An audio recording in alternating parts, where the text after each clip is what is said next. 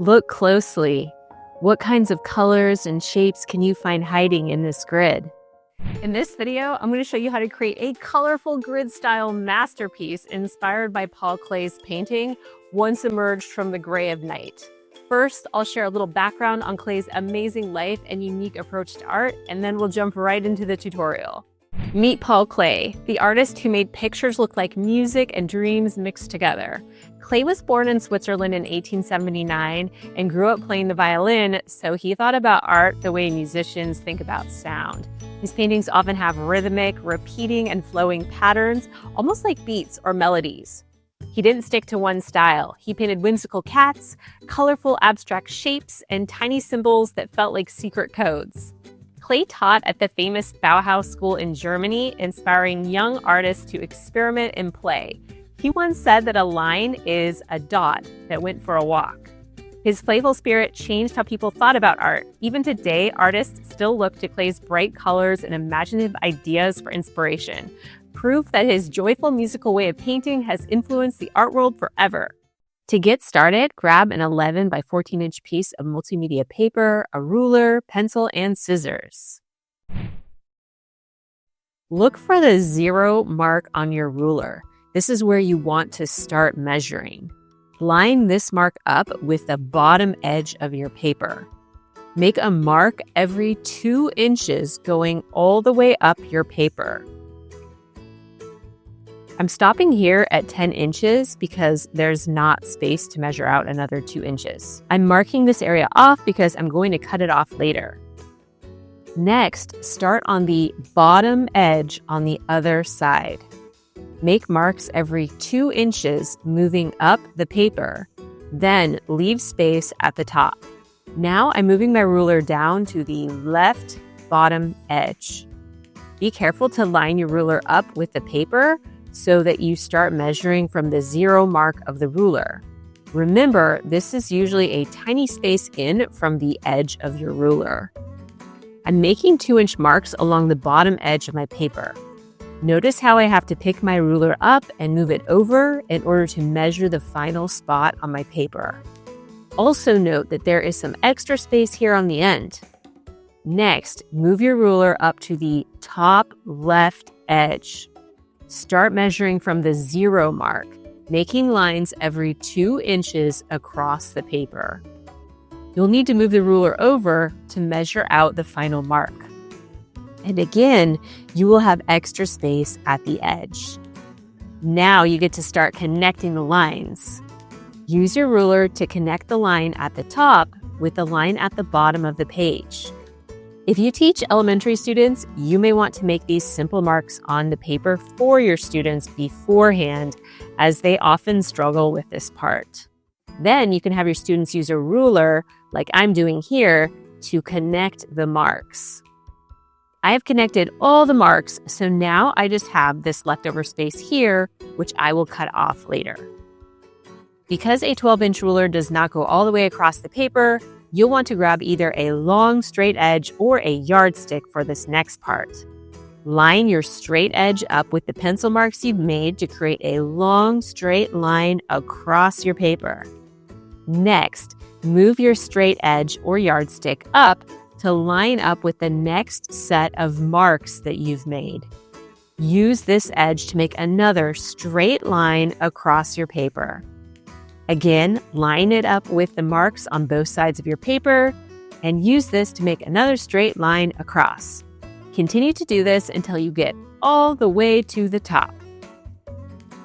I'm making a mark here to indicate where I will cut off the extra paper. Grab a pair of scissors and carefully cut along the edge in order to remove the extra bit of paper. You're now done making your grid. Alternatively, you could try drawing a grid without using a ruler. The squares will end up being different sizes, like you see in some of Paul Klee's paintings. This ruler-free method will still work. It will just create a different look. Choose what words or letters you want to use inside your squares. Since I have 5 rows, I've chosen 5 different words. The words I'd like to use are lacy, creates rainbow castle magic. I have 7 spaces in each row, so I want to make sure my words do not have more than 7 letters. Write your words down on a separate piece of paper before you add them to your grid. This will help you decide how you can add the words to your grid. I'm counting the letters in each of my words to make sure that they will fit onto the grid. I'm starting off by making the letter L. Notice how this letter is so big that it touches the edge of the box. I'm using all caps and adding the letter A. Once again, I'm drawing the letter so that it fills the entire square. Make sure your letters are so big that they touch every edge of the box that they are drawn inside. See how the letter E goes all the way across the page? Watch closely as I make this letter C. Notice how the edges of this letter touch the edges of the box that it's inside. Keep making every letter as huge as possible. Since the word castle contains 6 letters and I've got 7 spaces, I'm going to leave the first space empty and start writing my word in the second space. You can use whatever words, letters, symbols, or numbers you want inside of your squares. My final word is magic. I decided to use an old spelling and write it with a K because I wanted the word to be longer. Once you've written all of your letters in pencil, you're ready to outline them. I'm trying to figure out whether to use black Sharpie, oil pastel, or crayon for this next part. I'm starting off with oil pastel, but I decided that this smudges too much, so do not use oil pastel. I'm using a black crayon to trace over my grid. I'm using the ruler to help me. In the end, I decided to use Sharpie on my letters. And then I went back over my letters with a black crayon. The Sharpie makes the letters really pop, while the wax from the crayon creates a nice barrier for the watercolor paint that I will add later. So again, here are the steps. 1, draw everything in pencil first. 2, outline your words using a black Sharpie. 3, go back over your words with a black crayon. 4, outline your grid using a black crayon. Once you're all done outlining, you're ready to add color. Grab a watercolor tray, a paintbrush, and some water. I'm starting off with yellow. I like to choose one color at a time and add that color in various places throughout my painting.